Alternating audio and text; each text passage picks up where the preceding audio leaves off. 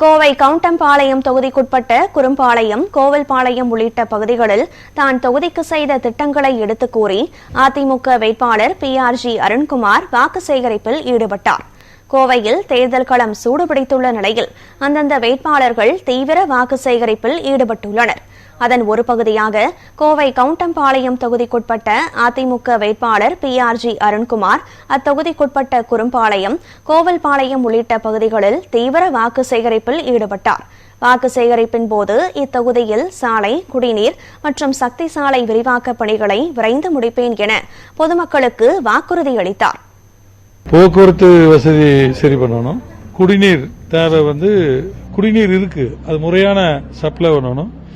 எங்க இந்த தொகுதிக்குட்பட்ட அத்துணை மாநகராட்சிக்கு ஒட்டி பகுதியில் இப்போ எடுத்துட்டீங்கன்னா இங்க கோயில்பாளையம், SS பேரூராட்சி, கீரணம், அல்லாவூர், அத்திப்பாளையம், இடிகரை, அதே மாதிரி அசோகபுரம், சோமயம்பாளையம், பன்னிமடை பூரா இடத்துல குப்பை பிரச்சனை பெரிய பிரச்சனை.